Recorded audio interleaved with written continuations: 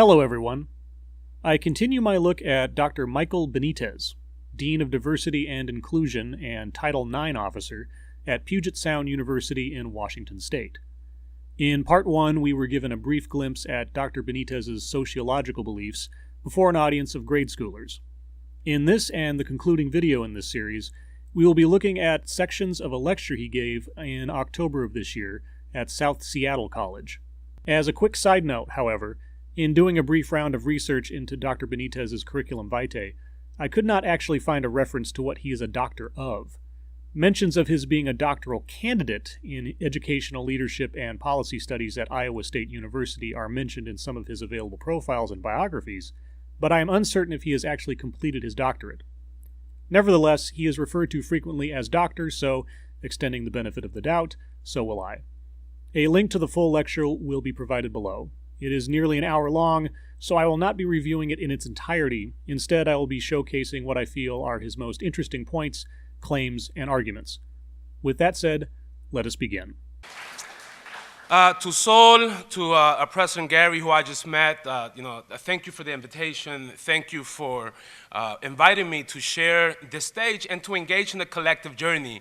I always like to see these journeys as a possibility and an opportunity to again, be part of a journey with people, not necessarily talking at, although colonial expectations are often that we talk at. So I will engage you from time to time. Colonial expectations. Now, call me paranoid, but given Dr. Benitez's previous claims regarding a certain supremacy in this country, I am forced to assume that colonial is his polite way of saying white, which he is making sure to differentiate himself from. He's not one of those people. With that said, I am, as was already highlighted, the Chief Diversity Officer and the Dean of Diversity and Inclusion at the University of Puget Sound. I'm also the Title IX Officer, which means that I stay really, really busy. For more on the interesting conflict between Dr. Benitez's duties as Title IX Officer and some of the events he participates in, please see Part 1.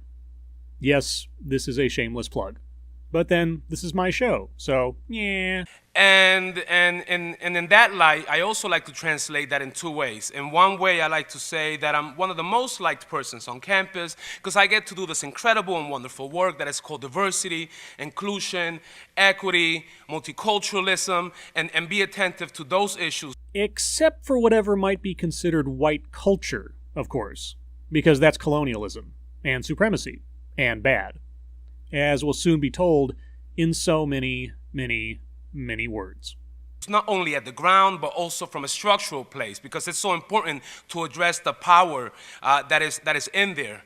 But I like to say that secondly, in some ways, I'm also the most disliked person on campus. So Dr. Benitez considers himself both the most liked and most disliked person on campus. That pretty much covers the gambit of being the center of any attentions, while also making no sense. But let's hear why he thinks that is. Because I am provided sort of an institutional permission to hold us accountable. That means that if we say we have a mission, that if we say we stand by a vision, that we lay out our goals, that we say we are a particular institution with a very particular identity or identities, that we follow through. So then, would you say you hold institutional power? According to social justice, you're heading down a very problematic road there. So when diversity stays in this place of consumption, sensationalism, when it stays at this place of consuming diversity in a way where it becomes about people of color and other marginalized students by way of first gen, by way of folks from lower economic backgrounds, because diversity is so widespread that we can only consume, we also have to co-implicate. We have to understand our positionalities in that space and all different aspects of our identity. That was probably the thickest and most nonsensical word salad I have heard in quite a while. Did anyone else understand any of that? Please leave your translation below in the comments if you did. I'm going to ask that you allow me to be fully, authentically me. I don't know how to show up any other way. Aw yeah, Mike B is in his house, yo! So this will be a room that I hope I can engage in a level of discomfort, not by way of agitation, but by way of renormalizing what the conversation can look like. Two very different ways of framing the issue and the discourse that is diversity. Asking your audience permission for you to frame your narrative, though they don't actually have any say in what you plan to talk about or how you will be presenting it. Is this your method of countering colonial expectations?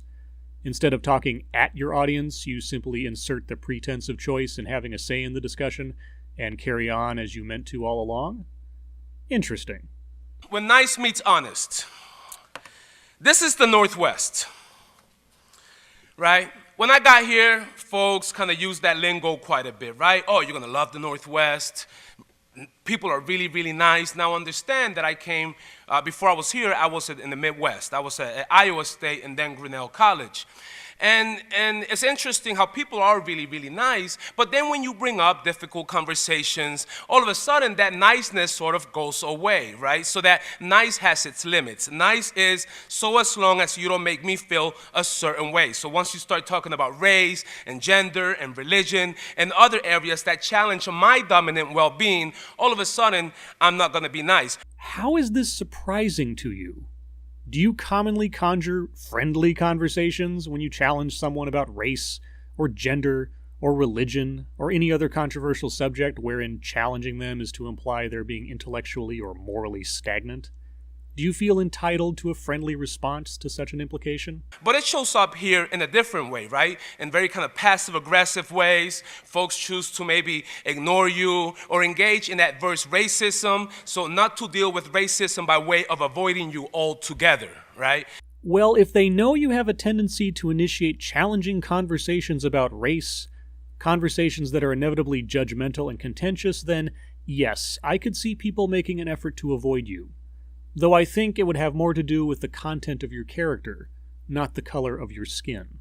But I gotta be honest, part of me really digs that passive aggression because I leverage it to say, okay, if you're not down with sort of this work and it's really bothering you so much, I'll be fine if you stay the heck out of my way as I move forward and collaboratively do this work with folks that are interested and want to do this work.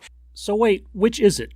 You're condemning them for avoiding you and those conversations, but you appreciate them avoiding you because it allows you to remain in your own echo chamber. Okay. That's one. Second, I learned to understand that there are two types of niceness. In the Midwest, it's more like aggressive, passive-aggressive, as I heard from a colleague at one point. But over here, folks are really nice, right? I actually learned that 2 days after I moved to Puget Sound. I was walking. I was about to cross the street. And as I get ready to cross the street, now, let me mind you that it wasn't my turn to cross. You see, I'm from Puerto Rico, from New York, from PA, and then the East Coast, we don't exactly stop for people, unfortunately. Okay, so you were jaywalking and in the wrong, and this is something that Midwesterners just do. I had honestly never heard that stereotype before. Do go on. So when I came here, I stood at the corner. It's not my right of way. The car was driving. Car slows down. So you know what I'm thinking. I'm like, oh man, I just started my role here 2 years ago.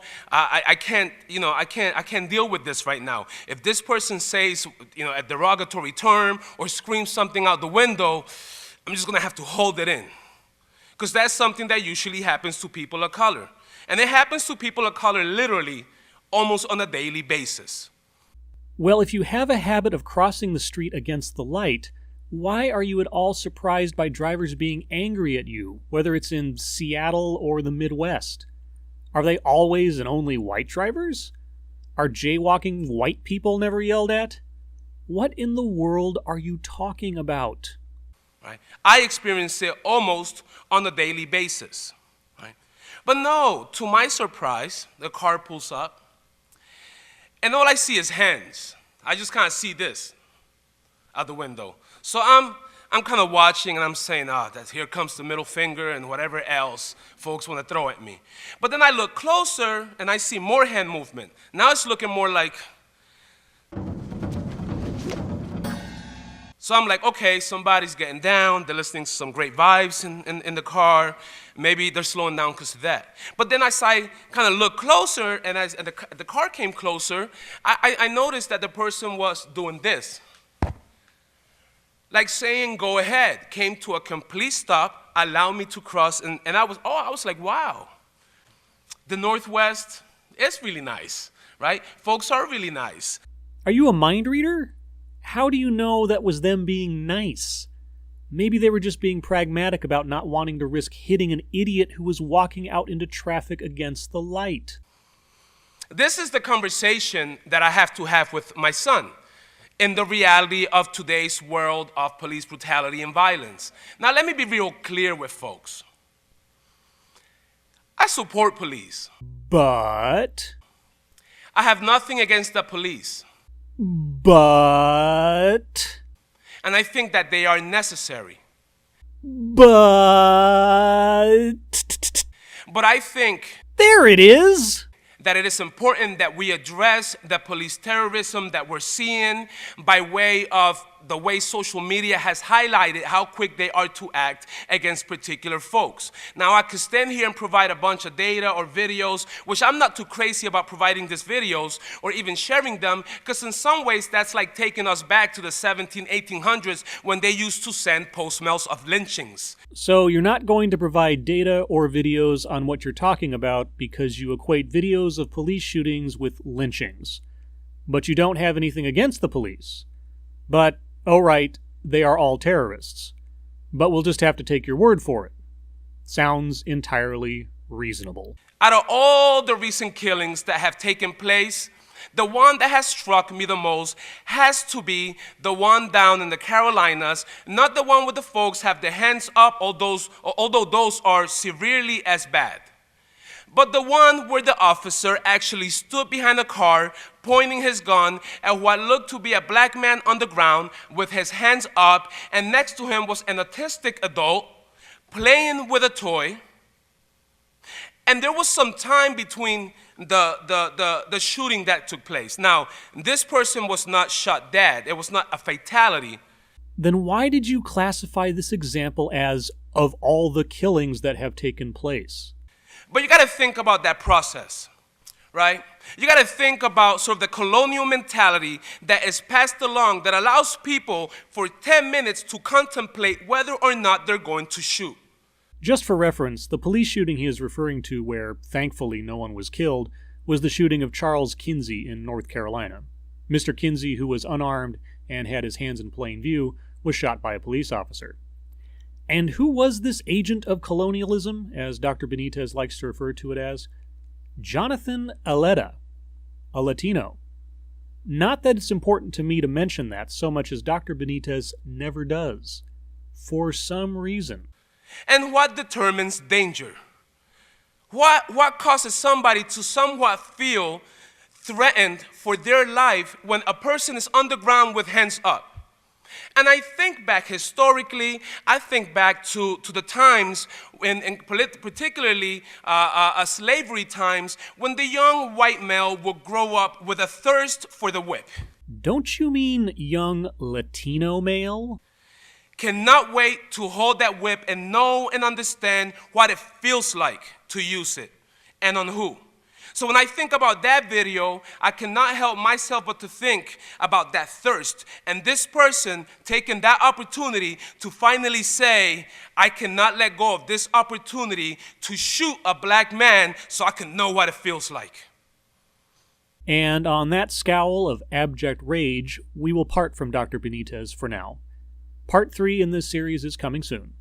Thank you for watching.